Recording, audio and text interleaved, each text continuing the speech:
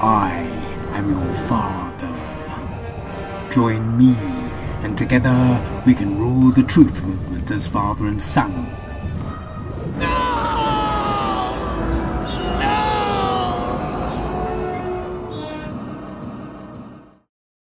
Hey yo, what's good people? It is Red Flag Media, and I am here with the transgender Illuminati vegan himself. It is allegedly Dave. What's going on, man? Hey there. I actually wanted to start with my Rich from Boston. Right. Hey YouTube, it's Rich from Boston. Sorry Rich, I had to do that. Oh man. So I don't know, where do we start? There's a plethora of topics to get through. I don't know, I thought you had a plan. I don't have a plan. Just turn the microphone on. That's my job. Okay. Like, I suppose we start with the beginning of your journey, if you're the guest here. So my journey. Well, my journey is pretty well documented. It is, actually. yeah. You know, look at almost every one of my videos, but there are people on the channel who don't know who you are. Surprisingly, which I most don't know. I've seen comments saying that they don't know. So okay, well, 9/11 was my start, Right. and it coincided with my midlife crisis, which you were right in the middle of. I think. Yeah. If you remember, I started writing my book. Mm-hmm. And that obsessed me, you know. I was just, writing at every moment of every day. And you lost a piece of it, right? And it was set you back. Oh, I lost a whole lot at one point. I had to restart it because I never published it. Right. Yeah, I remember. Because what happened was, as I was writing it, events were overtaking it. Because I was writing because Obama was just sort of rearing his ugly head, you know. Yeah. I should bring his head and his ugly wife. No, ugly wife. Yeah. So, and I was saying, you know, everyone was going mad over him, and I was saying, no, he's just like everybody else. Yeah. Don't fall for it. Yeah. And I was caught in that too. As a kid, that was the first. Obama was the first politician that I was. Like, I was at that age where politics kind of, I guess, meant something. But seeing him, he was just a charismatic character. He duped a lot of people, and me included. So, yeah. Well, I remember that he appeared on the scene, and I didn't even actually see him first. I heard his name, and I kept thinking it was Osama. Yeah, but that was the play though. That was obviously intentional. Yes. To call him Hussein or Obama. Yes. Just at that particular time after Bush is just. It's not a coincidence. And I realised it was you think did he say Osama? And no, Obama. Oh, okay, it's not him. It's yeah. Even though I do actually think it's the same guy, you know. Right. Osama is Obama, you know. Yeah. But I remember getting a T-shirt with Obama as the Joker. You remember that one? You wore it to the 4th of July. Oh my God! The guy with a death wish. Yeah, that was interesting. Yeah. So as I was writing about him, I was saying, you know, I was laying out exactly what he was going to do, and as I was writing it, you know. He started coming into power and everything, and sure enough, you know, it was like everything I was saying just came true. Right. So yeah, that's pretty much it. I started with 9/11, and then, you know, as most people know, when you start down one rabbit hole, you see a passage leading off somewhere else, and you end up going down there. It takes you everywhere. A whole new thing. Yeah. Yeah. So, as I said, most people know my intro. Right. Yeah.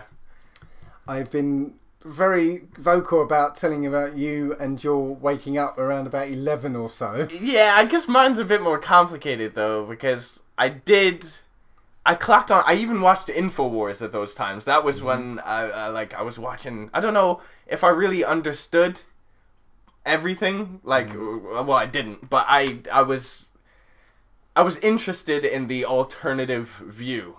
Anyway, I mean, that's the best way to see it. So I was watching InfoWars and stuff, and then I just kind of, because there was all that build-up about martial law and the police state and all this, and then none of it really came to fruition. I was put off by thinking I was being duped into something else, so I put it to one side and didn't really look at it again until, I don't know, maybe a couple years ago.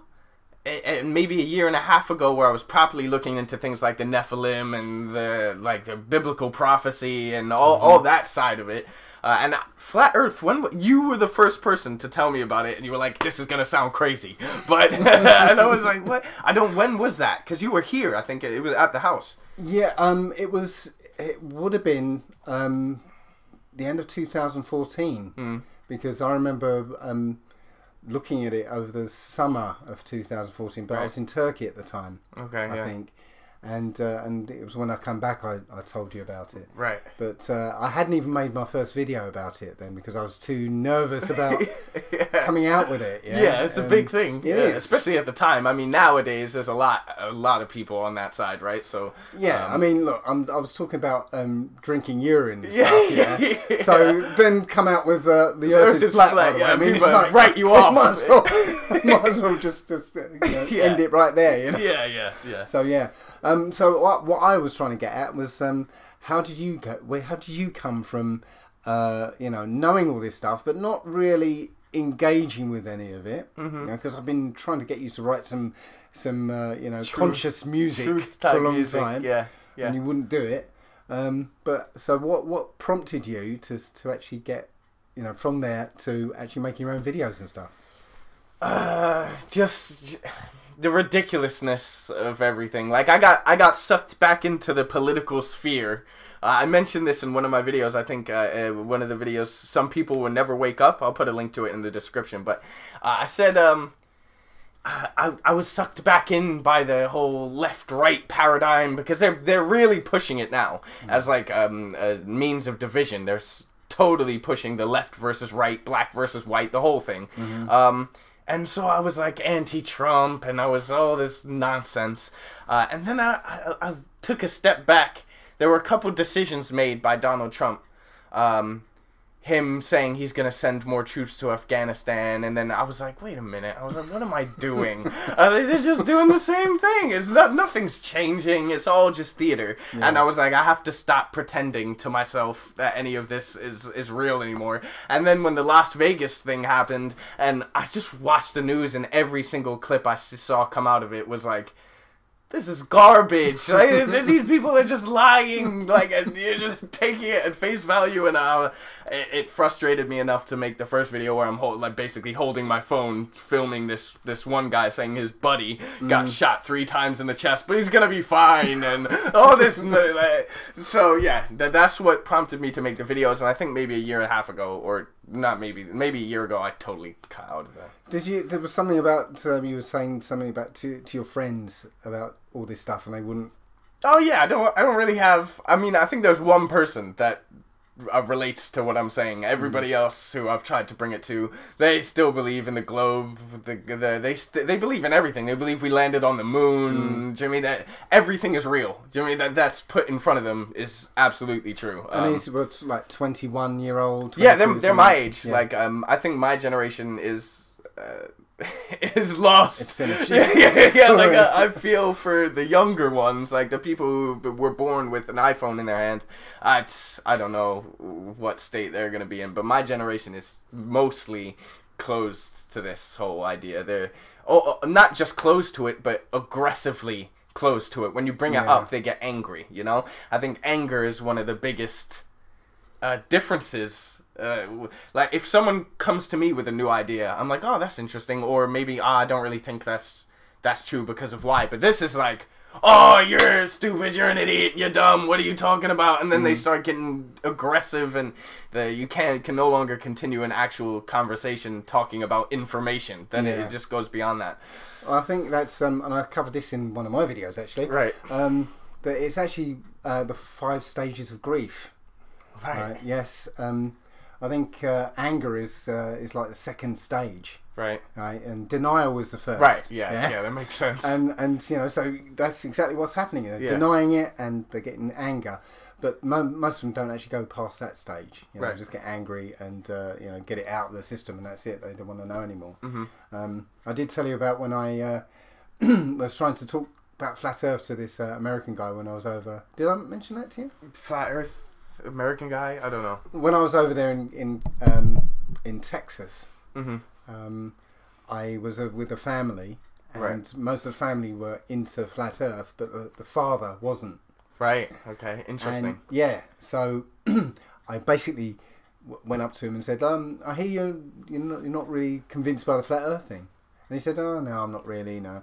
So we had a, nice gentle conversation about it. Yeah.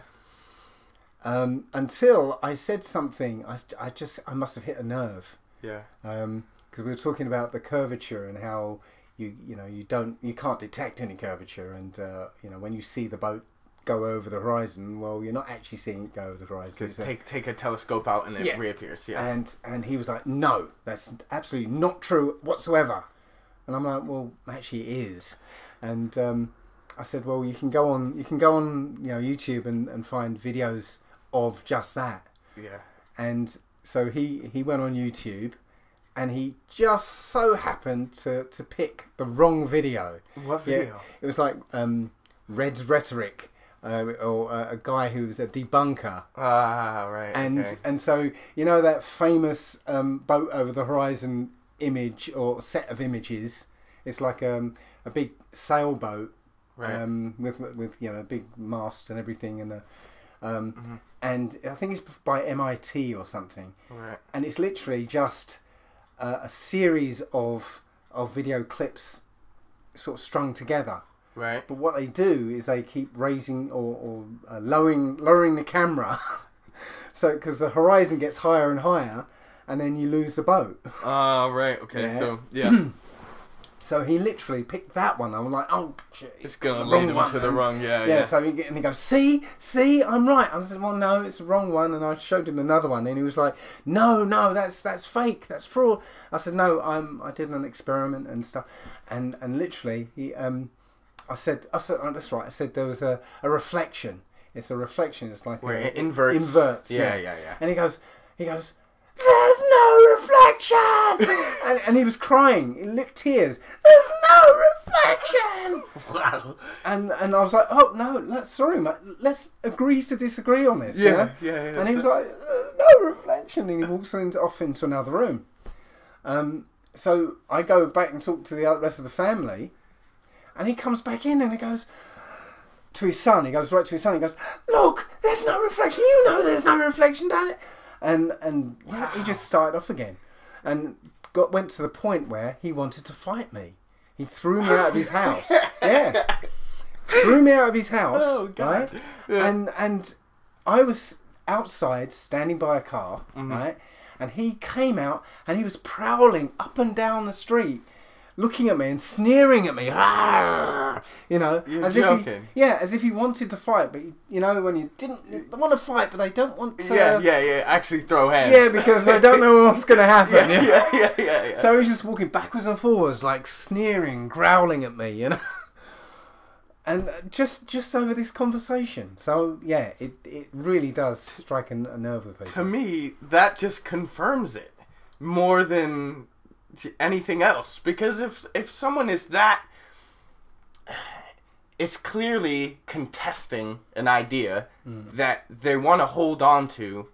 If they want to hold on to it that badly, like, I don't think you could go to any someone who believes in the flat earther and say, oh no, the earth is a globe, and get that kind of you never get, or even go to a flat earther and say, actually no, it's geocentric, so that, yeah, you're right that the earth is the center of everything, but it's still a sphere and there's still a sun. You could bring that idea to a flat earther. He might disagree with you, but I can't imagine something like that is just... If you got a globe earther come up to any flat earther and said, respectfully said, you know what, I don't actually believe in a flat earth because I think I know too much about the sphere Earth. Yeah. Yeah. You get a conversation. Yeah. And if it got heated, it would only be the heat would come from the globe earther. Yeah. It's literally that one-sided. Right. Yeah, it's true. So It's true. so yeah, I've moved on from the flat Earth now. Yeah. I mean, there's nothing. I understand that as Yeah. well. I think because it's getting to a point now, I think, like, there is still good flat Earth content coming out from certain channels, but then there are other channels who I think might even be running out of things to do or say on the flat Earth, and so are creating new unimportant sub-genres within flat Earth, and this whole AE map situation that's going on now, that a lot of flat Earth is where the sun rises, when the sun sets. Right. That whole discussion is being blown out of proportion. And I feel like if you're dwelling on the subject for so long, then that is bound to happen. It's only a matter of time. Yeah. Well, I'm on that subject, and I've had a lot of people ask me where I stand on it. Like, yeah. You know what? I don't know. There's a lot I don't know. Yeah, exactly. Yeah. The AE map is good enough. That's what I think. Yeah. It shows the important concepts of what we're trying to say. Yeah, I've not been to the ice wall. You know, I've only seen pictures, so I don't know 100% that there is one all the way around. Yeah, I don't know. Yeah. I don't know if there's a dome. Exactly. I believe there is. That's my personal opinion. Yeah. Right. And I believe the AE map is maybe the closest we can get to it. But for me to go to anybody else and say, you are wrong about this, don't talk about it because you're wrong, it's ridiculous, because I don't know I'm 100% right. So how can I impose my will on anybody else? I think, look, we know that it's flat and that it's motionless. You know, do we have to go any further? Because we were never going to know.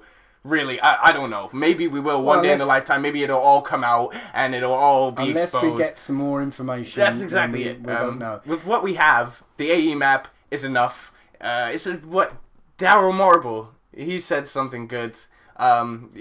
He's like, nobody who sees the AE map, who's not a flat earther already, is going to come trying to debunk it using flat earth theory, you know, because they don't know it. Yeah. So it does enough to show what it is we're talking about, and you know, we until there's more that comes out, we can't, or until someone offers an alternative, a viable alternative, viable alternative that you can't really argue with, but you need more information before you can get to that point. You know, personally, I say the AE map is good enough, but I personally think that the details of this realm are incomprehensible to us at this point. You know, maybe it is some kind of four-dimensional structure that we can only think of in terms of 3D.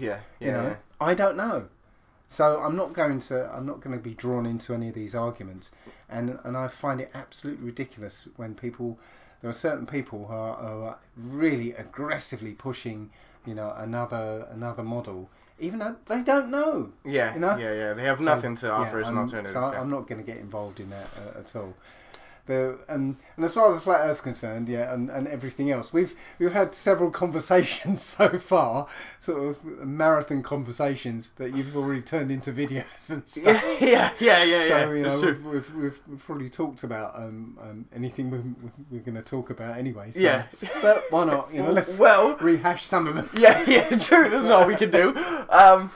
You say you've moved on from flat Earth, so what is the most interesting thing to you right now? What lane is it that you're going down which is most compelling? Right, well, at the moment it's language. Right. I've gone on from human history and the Bible. Right. And I started from that, I was looking at Paleo-Hebrew. Yeah. And, you know, absolutely fascinating language, and that led me on to look at what language actually is. And I found some amazing stuff. Actually today, one of my friends on Facebook, Michelle, put up it was a little one of those funny meme things. It was essentially made of emoticons or emojis or whatever you want to call them. There was a whole set of them, and you had to look at them and see if you could guess what the movie title was. So there was one that had the Running Man, 2 trees, and a bar of chocolate. Okay, right. And you look at it, and eventually you figure out, Forrest Gump. Forrest Gump. Chocolate. Yeah, and it was kind of like that. And there was like about 30 of them, and I was looking through, and when I first saw it, I couldn't figure out any of them. I was like, what am I looking at here? And then I kind of relaxed. and then I started seeing them. You know, Yeah. it was like, you know, bicycle, alien face, you know, Yeah. and a moon, Yeah. and it was like E.T. Okay.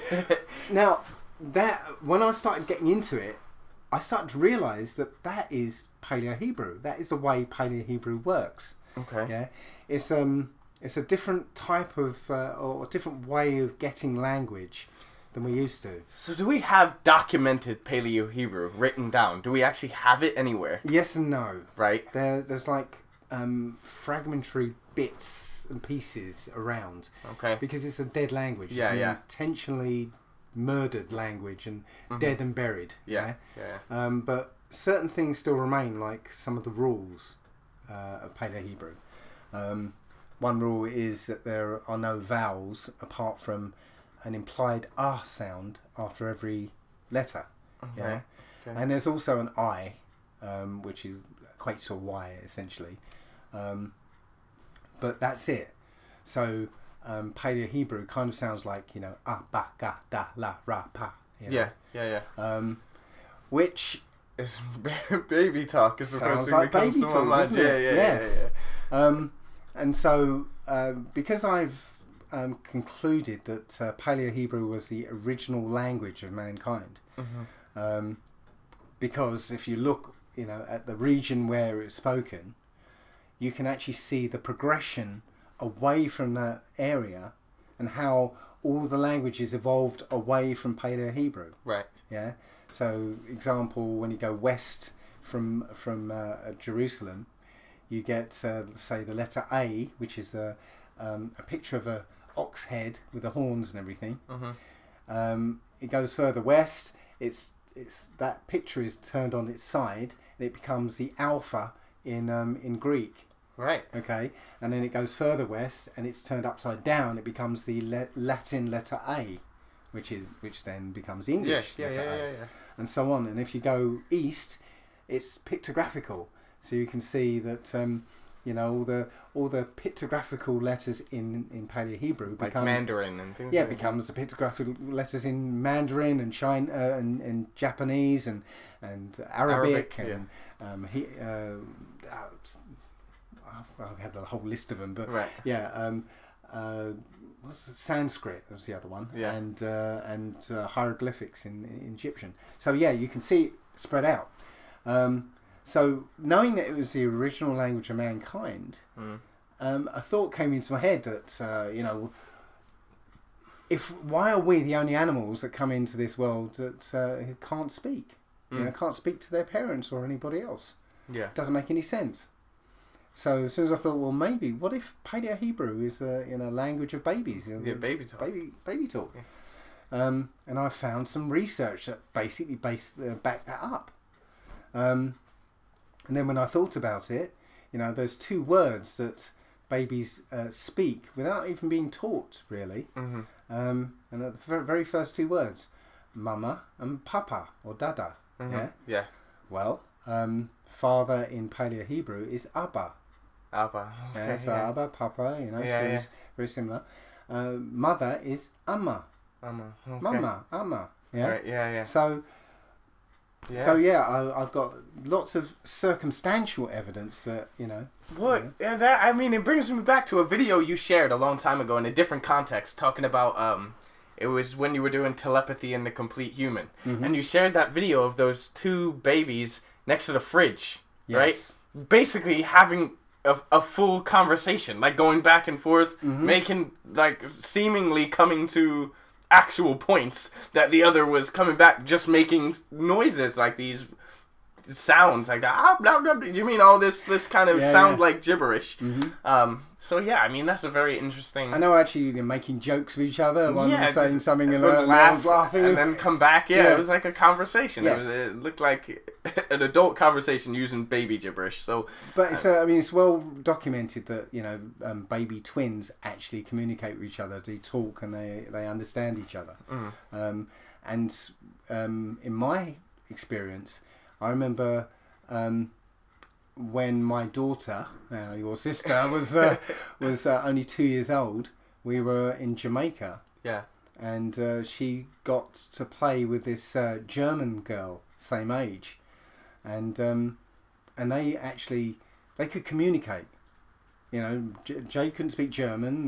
This girl couldn't speak English, but they were communicating. They were doing very complex things together, without being able to speak each other's language. So I knew that back then that there was something going on, and the latest things that I've been picking up, I was looking at cymatics. I've been you know about cymatics, yeah, sound making shapes, that kind of thing. Yeah. Well, I started looking at what dolphins are doing. Yeah. Right. And what dolphins do? They have echolocation. Yeah, like bat style. Right. Yeah. But that echolocation actually creates a picture. So when they sort of send out a sound to look at a bloke in the water, when you analyse that sound, the sound that comes back cymatically, you get a picture of a bloke in the water. No way. Yeah, seriously. No way. And what they did was they tested other dolphins by recording what a dolphin was seeing, playing it back to another dolphin, and getting a dolphin to pick whatever it was, and they would get it from hearing the sound. That is crazy. So dolphins speak in pictures. Right. And Paleo Hebrew is speaking in pictures. Yeah, pictographical, yeah. So I'm saying that there's so much to this. It's like when you, again, like any conspiracy type thing, when you delve into it, it opens up and you find, you know, this treasure trove of information that just is exciting. Yeah.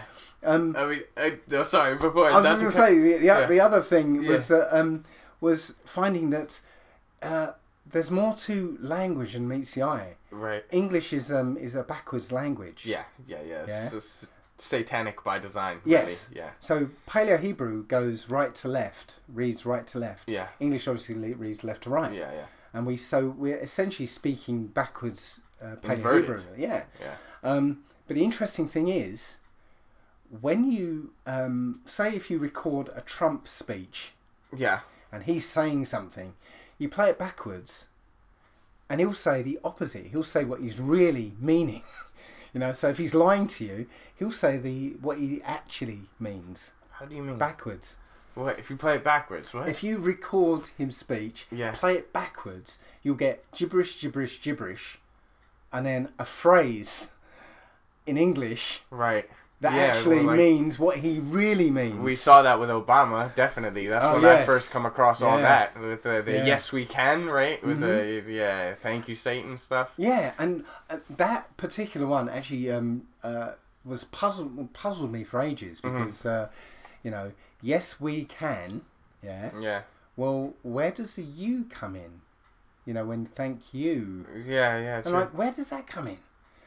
That's can a you good point. Can you guess where that comes from? It's really obvious. The W? I don't know yet. It actually is the W. I thought, yeah. When you say we, you think, well, okay, the W sound is, where does that go? Yeah, but it's not a W sound. Yeah, it's a double U. Yeah. So think of it that way. Instead of saying we, say it like the French do. Ooh, ee. Ooh, ooh, okay. So in our culture, we lose the ooh part and we just focus on the w sound. Yeah. So we shorten it, but it's actually ooh. Yeah, it is an ooh sound. It's ooh wee. So that's why when you sort of it backwards, it comes out as a ooh sound. Very interesting. But we forget it's an actual ooh. We just concentrate on the w. So again, that was like another revelation. I was like, when I found out that it's a W. It's a W that's doing it. W. Obvious. Of course. This is why it's been really exciting, because every time I delve into it, I get this nugget of information. It's just like, wow, where did this come from? You know? Yeah. So it's been great. I mean, I've only briefly looked at the subject of language and basically breaking down how Latin has tricked English into saying a whole bunch of stuff that it doesn't actually mean. A whole bunch of our words mean something totally different, and when we're saying things, we're not actually saying what we're saying, and all this crazy stuff. Yeah, it's also that well, a lot of us have been into the free man movement. Yeah. Well, we know that Black's Law Dictionary, you know, is you know, talking about legalese, a completely separate language that you know, looks like English but isn't. Yeah, all the words have been redefined. But I'm kind of starting to believe that legalese and English are intertwined. They're just literally intertwined, and you know, well, an example is words to do with health. You know, cure. You know, we assume that when we say, "Oh, I want to cure cancer," you know, you want to get rid of it. But Curate. well, no, Right. the first meaning of the word cure was to preserve, as in pure, you know, preserve meat, Right. Yeah. pure meat. Right. So when you're saying I want to cure cancer. I want to preserve it. I want to keep it around. Yes. Exactly. Oh, trickery. another one is suffer, yeah. When you say I'm suffering with cancer, yeah. Well, the original word meaning of that word to suffer means to permit. Right. Never, you know, never suffer a witch to live. You know, that's never permit a witch to live. That's what it means. So when you say I'm permitting it. I'm So allowing my cancer. I want to keep it around and let's I want just to have allow. it here. I'm consenting to this cancer. Right. Exactly. Yeah. Right. So, and a lot of the words we don't know the meaning of these words. The word nice, we'd use it like very Yes. comfortably. Oh, that's nice. Yeah. But it actually means stupid and ignorant. What? Yeah. Go to the Collins Online Dictionary and just put nice in and look for original meaning. Yeah. Yeah. And that's where you have to look for any. If you get a dictionary, get an old one that has square brackets in the definitions of words. Yeah, I know what you mean. Yeah. And the square brackets will give you the original way that word was used, Right. and you'll get some shocks along the way. Like one that a lot of Christians don't like. Okay. If you look up the word cretin, Oh yeah. the original word for cretin is Christian. Christian. Yeah. Yeah. So that, yeah, I'm probably going to get crucified for that one. Yeah, probably. But yeah, but it's true. Go to the Collins Online Dictionary and look for the original meaning of the word cretin, and it means Christian. Yeah. Yeah. Yeah. So yeah, lots of words like that. The word bad, for instance, you know. We think it just means in this culture now it means good. Yeah. Yeah. Now it does. Yeah. But you know, we just think it's not good. Yeah. But actually, it means womanish and effeminate. Really? Yeah. So Michael Jackson, before he did the Bad album, you know, he was still kind of masculine. Yeah. After the Bad album, he was kind of girlish, wasn't he? Yeah. He's totally flipped. And he's standing there going, "I'm bad." Yeah, that's true. Oh, that's You know, interesting. but you know, there's power in words, and that's why it's I think it's very important to figure out what's going on. You know, we're embedded in this language, and There's also the flip side to that. The problem with that is that we can't really escape from it. I mean, there's loads of words we shouldn't be using. Most of the language and the way we're phrasing things, we shouldn't be phrasing them, but we know no other way at this point. Anyone who's learned English as their first language, they're kind of stuck with it now. That's why they're rolling it out around the world as the one world language. Yeah. Because Turns turns out English is actually Anglish, Yeah, which is angelish. angelish. Yeah. which is the language of the fallen angels. Yeah. It's the reversed language of the Creator. Really. Yeah, that's what they do. They invert everything. They Invert flip it on its everything. head. Yeah. Yeah. So yeah, it's difficult, but knowing a trick, knowing a spell, Yeah. means that you can actually start countering it. Right. So if you stop using certain words, you know, like a word like try, don't use try, because it's actually saying that you'll never get there. You'll never actually do what it is you're doing. You know, it's Goes you'll back always be trying. Goes back to Star Wars. There is no try. Yeah. Do not. There is no try. yeah, that one wasn't very good. Wasn't very good. No. I can't pull it out just like that. Give me, prepare for. Yeah, a little moment. No, see, this is also another problem, right? Is when you go to people who don't really know about any of this, who are asleep to everything, and you try and explain one tiny piece of the whole puzzle, and then they go, "Oh, well, everything's a conspiracy." Everything is a conspiracy. Yeah. I don't know what else to say. Everything is. Yes. Like literally all of it. All of it is backwards. All of it is a lie. And the further you go, the more you'll find that there's probably everything that you used to know isn't true. That's the last resort of the Muggle. Yeah, you know, not everything's a conspiracy. You know, Okay. I've heard that so many times. It's the main thing. Yeah. Even in my own family. Yeah. Right. Yeah. So, but you know, as you say, when you actually look, everything is a conspiracy. All of it. Yeah. Absolutely all of it. Yeah. You know, there is nothing we can really look at and say, well, this is true. You know, this what I've been taught is true. Yeah. No, nothing. You know, and that's one of the shockers of this world is that, you know, you go from being a Muggle and accepting everything as you know, just so. Yeah. And then slowly, you know, bit by bit, it gets broken down and chipped away from you. Yeah. Until you realise that, you know what, nothing's true. Yeah, I don't know anything. Yeah. Like I don't really It's know like a lot. there were some events in our past, you know, like historical events, you know, that you start realising, no, that was faked. Yeah. Like Titanic was a big one for me, you know. Right, Titanic was faked. Was it? Yeah. Well, okay. What I knew of, what I think I know of the Titanic was that it wasn't actually the Titanic. It was his sister ship that was sunk to get J.P. Morgan's enemies out of the game. Basically, it was Olympic. Yeah, the Olympic. Yeah. And that's why the 2012 Olympic Games looked like it was going to be something huge. Right. Yeah. Because all the signs. Yeah, even I was saying when I was younger at the time, I was going to all my friends breaking it down, all the like numerology, and there was a whole bunch of evidence leading to that being something. Yeah, I mean, in the same year there was a big Titanic exhibition and a Titanic TV mini-series came out, and right. You know, and it was all pointing to something, and I'm sort of guessing that there was going to be some event planned, but it got too big. But I think too many people were just talking about it and waiting for it. I think a lot that happens with a lot of things, you know. Yeah. I think they put it off and change tactics because they have so many routes to go down. Why go down the one that's now become obvious, you know? Yeah, I think, you know, the Olympic Games was always a big event. Yeah. And yet, no, hardly anybody turned up for it. Yeah, because they knew. I knew somebody who was working on the, you know, in the Olympics, had one of the Dagaloo jackets and doing stuff. Yeah.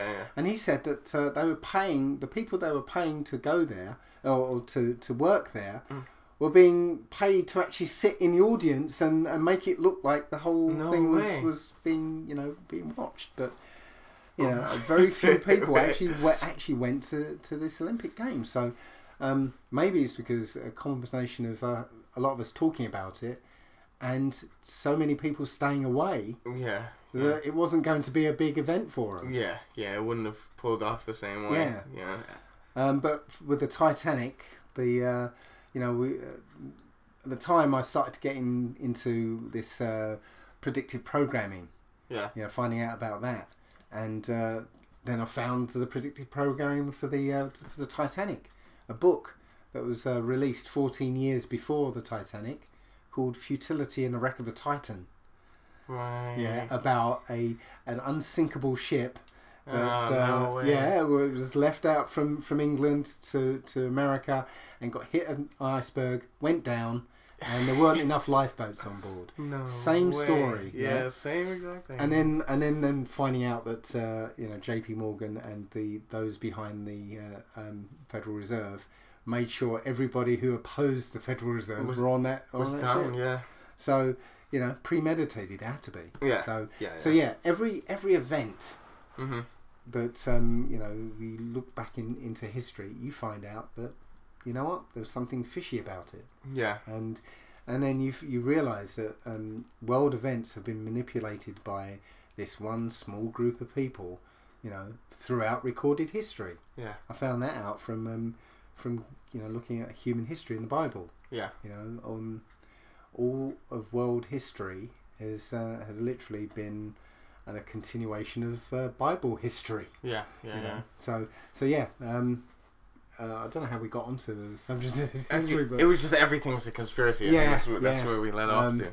But yeah, that's it. Everything is. Yeah. It's not really a way of getting away from it either. I mean, obviously the history is told. People say that it would be impossible to keep all of this. Like, oh, so all the professors are wrong. One thing you get a lot of the time is, oh, you're being pretentious because you think you know more than this professor who's gone and got this PhD and gone and got this doctorate. And if you think about it, it only takes 3 generations for them to have tricked the whole world.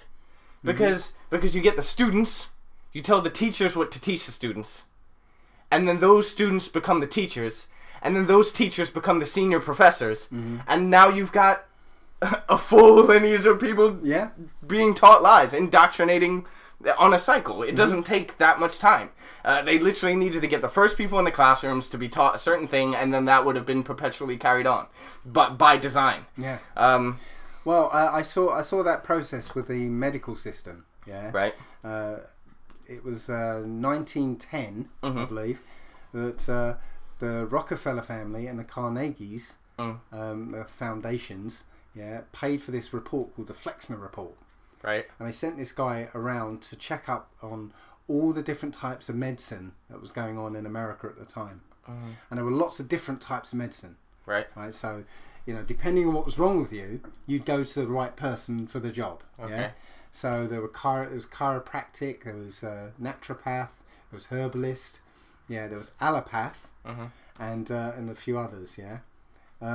So you'd go to an allopath if you got knocked down by a bus. Yeah. Yeah. It was all about trauma care. Yeah. So they would deal with the symptoms of a problem. So you got knocked down by a bus. The cause was the bus, but they had to deal with the symptoms like bleeding and broken bones and that sort of thing. Yeah. Yeah. So that methodology of dealing with an illness or sickness or disease or a problem, was perfect for things like being knocked down by a bus. Yeah. Because the cause was external. You don't have to worry about the cause. Yeah. You just have to worry about the symptoms. But what Rockefeller did was he funded allopathic medicine crazily. Gave them millions of dollars. He created medical schools that taught allopathic medicine. Mainly because they had cornered the market in oil. They owned Standard Oil. Right. So they'd cornered the market in oil. The oil business spawned the chemical business. Right. And the chemical business spawned the pharmaceutical business. Okay. So they cornered the oil, chemical, and now they wanted to corner the pharmaceutical business. Right. Yeah. So they promoted allopathic medicine, and they said, well, the only way to deal with allopathic with illnesses is with drugs and surgery and hospital stays. Yeah. And they built loads of hospitals that only allowed allopathic. They controlled the media, so all television programs and films only featured allopathic medicine. Yeah. They controlled the insurance companies, so only allopathic medicine would get paid out for insurance. So they drove all the other types of medicine underground or to a lunatic fringe, and so this is what we've got today. We've got a medical system where doctors get trained in it because they own the medical schools. Yeah. So doctors get trained in this allopathic medicine system. Yeah, they believe they're doing the right thing, but really all they're doing is dealing with symptoms, treating symptoms. Where the truth is, the symptom is a good thing. Yeah. It's a sign. It's showing you what you need to get rid of, basically. Or it's actually dealing with the problem and telling you, look, I'm dealing with this problem. Leave me alone. You know, if you damage your elbow, it's telling you, leave this alone. I'm dealing with it. Just keep it immobile and let me get on with it. Yeah. But if you get rid of that symptom, usually with a poison, right? Yeah, the body switches the resources away from the elbow, say, to deal with the more acute problem of the poison. Yeah. So now you can't feel the elbow, and you feel, oh, this is good, it's all right. But you're moving it like it's not hurt. You can't feel it. Yeah. So you're making it worse, and also having to deal with the poison. Yeah. So this is the thing, when you try and approach a doctor, you can't get through to them because they've been trained and they've got a piece of paper on the wall that says, I'm akin to a god with a little g, and you can't argue with me. I'm a doctor. Yeah. But the point is, but they've been indoctrinated, trained into a system that's wrong. Yeah. So and this goes right across the board in every aspect of life. I think this is one of these things that I think people should be able to recognize regardless of knowing that kind of information. They'd be even going that deep because we know that how much money is in the medical business, how much money is in the pharmaceutical business. So why would they be training doctors that would make them less useful, that would make them sell less product? It makes no sense. They would have to perpetuate it somehow. They need to, they're a business, their main concern is profit. That's it. So why would you at all jeopardize that if you have control of it? It doesn't make sense. Well, same thing again, it goes across the board. You can talk about the police. Yeah. Same thing. Yeah. Well, they're all Mason controlled. Now you look at any of their logos, the Mason logo appears somewhere, right? And the black and white and all that stuff. But again, it's the same principle you just mentioned. If the police are a corporation. Right. They get money essentially whenever they catch a bad guy. Yeah. So again, it's in their interest to keep bad guys out there, so to keep themselves going. Yeah. So they create crime essentially, and especially nowadays, it's crazy now. If you call a policeman for something, you're likely to find yourself charged with something. Yeah, you'll get in trouble. That's why I would never call the police now, because I know how they do. I've been a victim of that before. Like, I know how they operate. If I would never call a police officer to deal with something, because I know 9 times out of 10 I'm going to a police cell or something. Do you know what I mean? That's just how they work. Right. And also when you try and deal with the man, just like you try and deal with the doctor, well, that man who went into to become a policeman, he went for the fantasy. I'm a hero. I'm going to help people. I'm going to stop crime. But you end up as a tax collector. This I was gonna actually do a video. I think I have the video here on my laptop somewhere. Okay. I was gonna put it out. It's gonna be called "Are All Police Bad?" Yeah, okay. And the short answer, yeah. Like if that's what you want to, because it doesn't really matter what their intentions were. They're blindly serving an entity that is opposed to everything they are proposed to believe in. So by ignoring that and not knowing it or not doing enough to look into it before you make the decision to become one of these people, then you're a problem. You're just as dangerous as if your intentions are bad going into it. Yeah, and they can't use the bad apple excuse either. Yeah, because you're supporting them. They're your people. Yeah, that's your team right there. So, because if it was just a couple of bad apples, then why aren't the good apples putting them down? The bad apples. It doesn't happen. It doesn't happen. It never happens. You get the blue wall, don't you? Yeah, blue wall of silence. Yeah. But again, it's the same thing as doctors and all the other things, because you go into it looking at it one way. Your actual actions are opposite to what you intended in the first place. Yeah. The police literally become the criminals. Yeah. It's all inverted. It's all backwards. Yes, everything. It's crazy. It really is. All right. Do you have any final thoughts? Final thoughts? How long we've been going for a while? About 50 minutes. So not even an hour. Not even an hour. Okay. Not really. I mean, it's just I personally think. Yeah. I really think we're near the end of this. Yeah, because this is another thing. Time. I don't know if anyone else is feeling this. If you are, I guess leave a comment or something. But for me, like, I'm 22 tomorrow. So I'm not old, and they say I'm only, a lot of people will say, oh yeah, time gets faster as you get older, but this is not that. This is like my days are disappearing in front of me. They're gone. I wake up, I have maybe a few hours before I'm going, what feels like a few hours before I'm going back to sleep again? It doesn't make any sense. Yeah. And you were saying that when you were younger, a kid, days were just like, long. I remember as a kid, you'd have to be home by sundown, and that was a lot of time to play with if you were up in the morning. I'd be on my bike going to this house, friend's house, and then we'd go to this friend's house, and then we'd go and do this, and we'd go and do that. And then after what felt like forever, the day would be gone. But now it's like I wake up in the morning and I've done a few things, or I still got this to do. Oh, it's dark. You know what I mean? It's crazy. But yeah, it's... No, I think it's... ever since I started looking at the truth, seeking the truth, it's like it started off slow, long hours of research and not much happening, and then every now and again I get a nugget of information. It's like finding another jigsaw puzzle piece. Yeah, it just happened to be under the chair or something. And, oh, there it is. Okay, now what is this? And then. Yeah, it was a slow process. Yeah. And over the years, it's just got faster and faster and faster. And not only am I getting lots and lots of different subjects that I'm looking into and stuff, and it's increasing in frequency and speed, now it seems like I'm slowing down. Now it looks like I'm coming to the end. I've got the big pieces in place now, and I can I can see the whole picture. Yeah.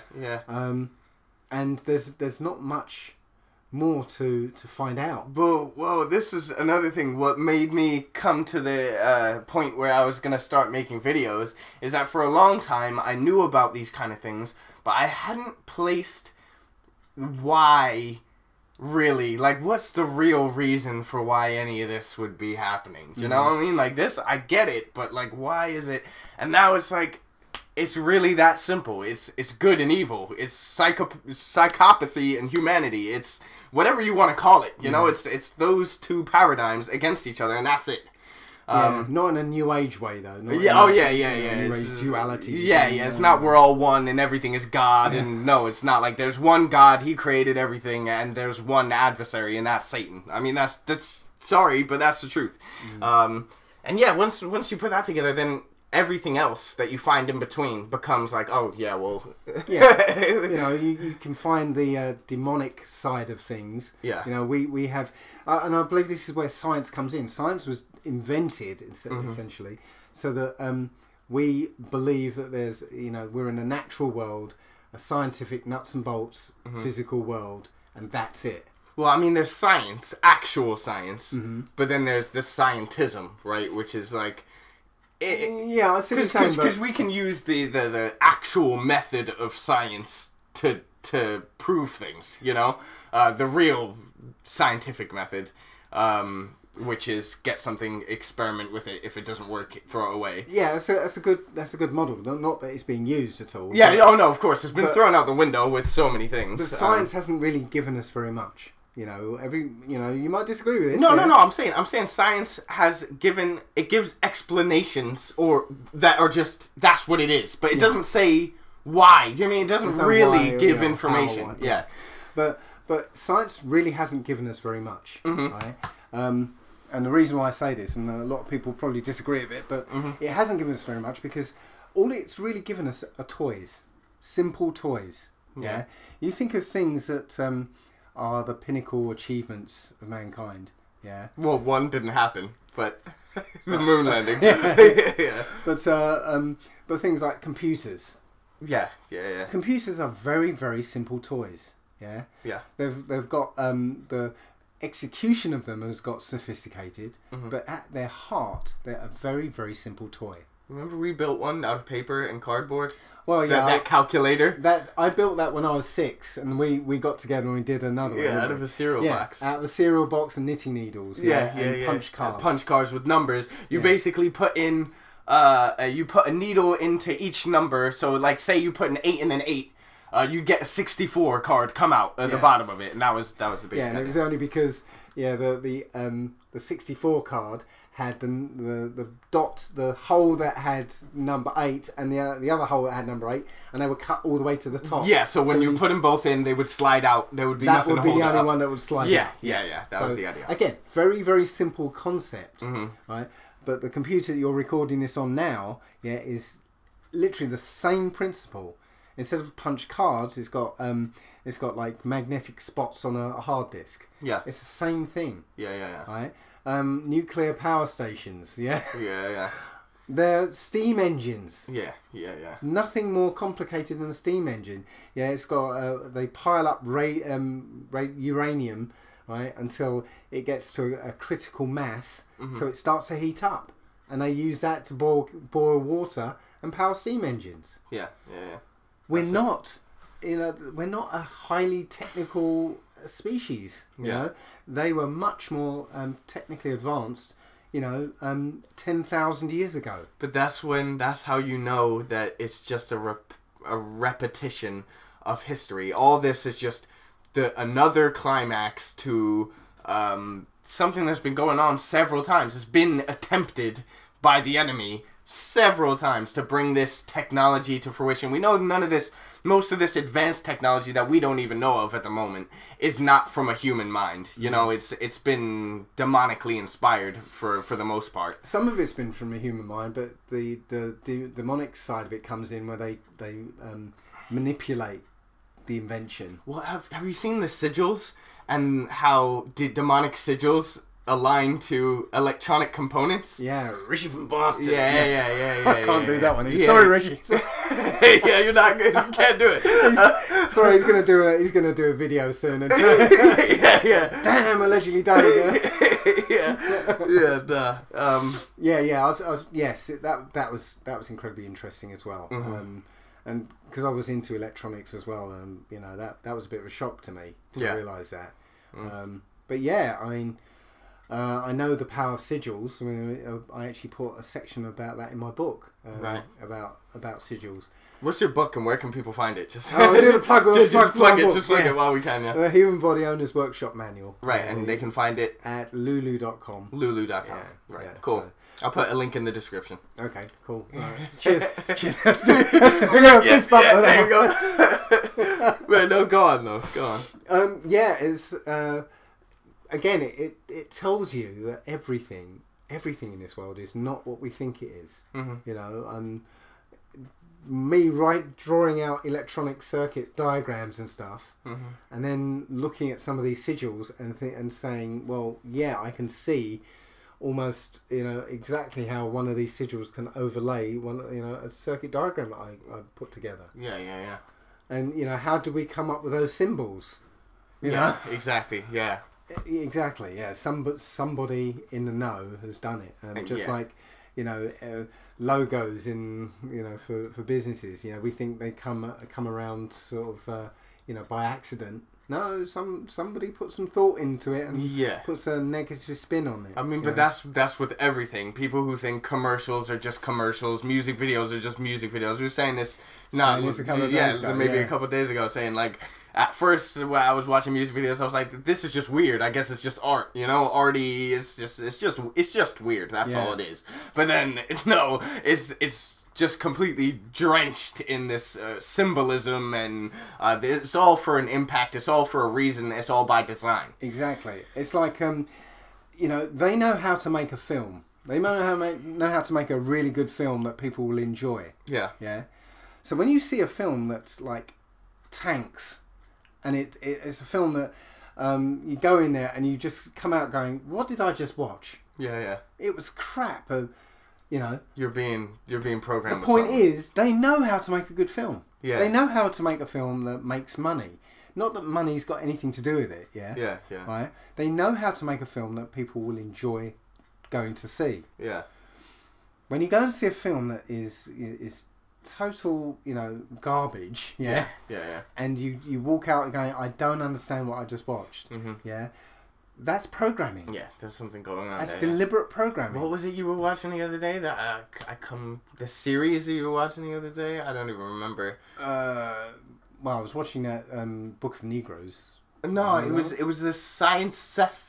What's his face made? Oh yeah, that was because this was a very blatant example of that from what I was hearing of it. Yeah, it's called the Orville, and it's a Star Trek ripoff kind of thing, by the people who made Family Guy. That should raise a red flag right there. Yeah. But yeah, as you were saying, it's a very blatant social engineering project. Yeah, really. It's meant to be a comedy. It's almost painfully unfunny, but has such blatant, overt, predictive programming about all sorts of things, mostly technological. So like your transhumanism and things like this. But yeah, no, total trash to actually watch and enjoy. but it's packed full of programming for the normal person. So and I'm seeing American TV especially. I haven't seen English TV for like decades now. Right. Yeah. But especially American TV, it's so satanic now. It's like a blood and sex cult. Everything you watch now. I mean, I think I downloaded. Somebody told me to download American Gods. Oh yeah, I watched the whole season. I could only get 5 minutes in, not even 5 minutes into it. Yeah. Before the level of gore, the level of murder was just.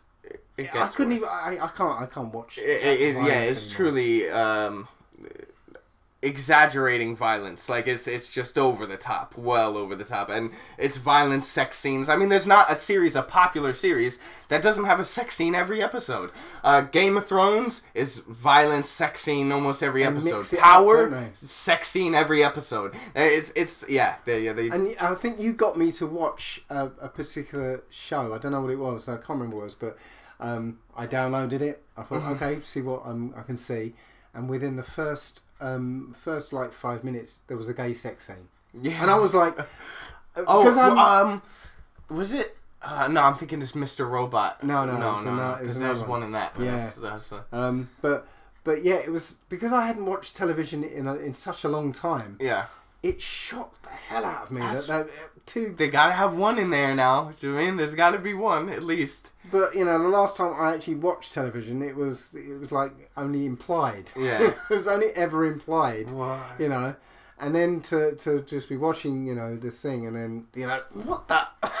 I mean, Game of Thrones is now mainly incest based. Oh, okay. Like it's the whole storyline is now full of incest. Like from the supposed good guys to the bad guys. Yeah. It's all incestual. But we can see that it's very slowly being drip fed into the human psyche that these things are natural and normal, and let's all embrace them. Yeah. Like what I made a video not long ago, maybe a week or so ago, but about an article that was they basically UN sanctioned. They had to take out pregnant women, out of it because it was unfair to transgenders to say that women get pregnant.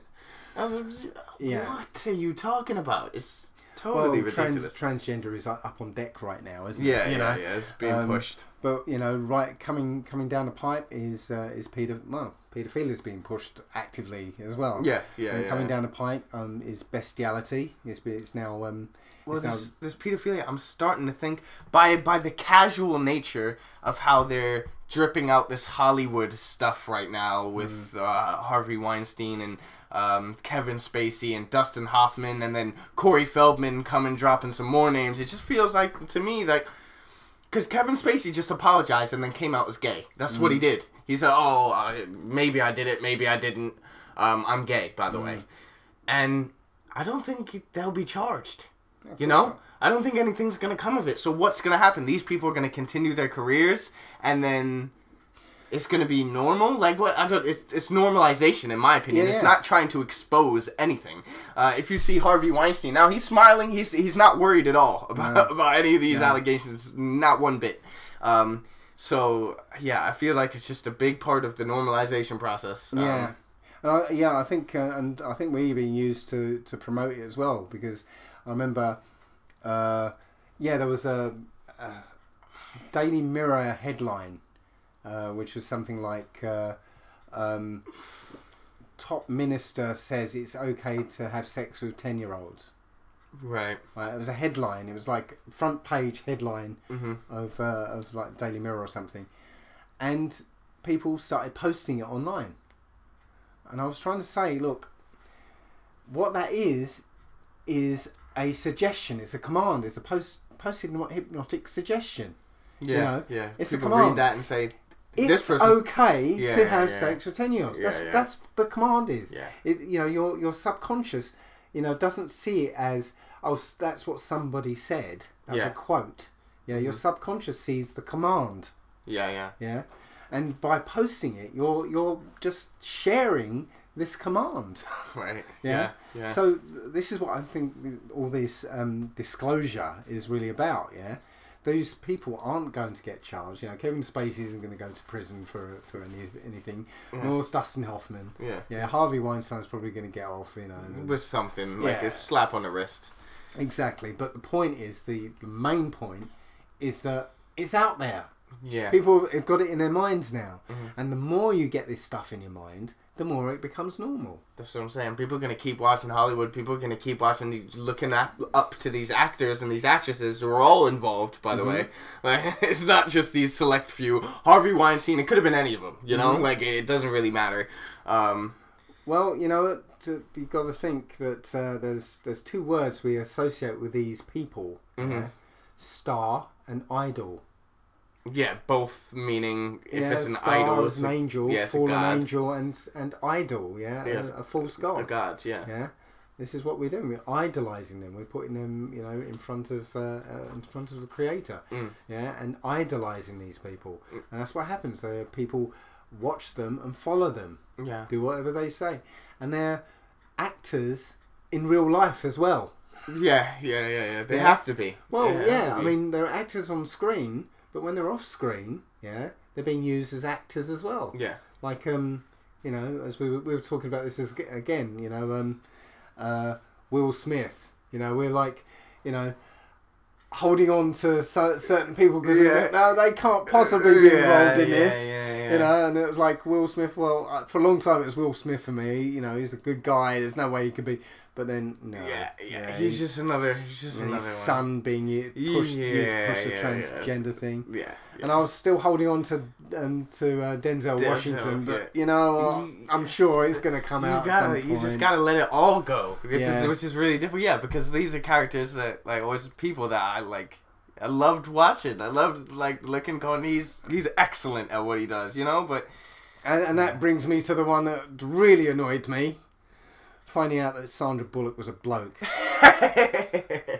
I liked her. For so long, and then as soon as somebody said, "Oh, that's a transgender," I'm like, no, and I looked at some pictures, and I'm like, yes, broad shoulders. Yeah. And I think I did a Facebook post about this. Watch that film, Get Out. Yeah, seen it. Well, the woman in it is a transgender. Yeah, is obviously. Yeah. It's not your very clever ladyboy, Thai ladyboy type. That you have to actually reach down and find out.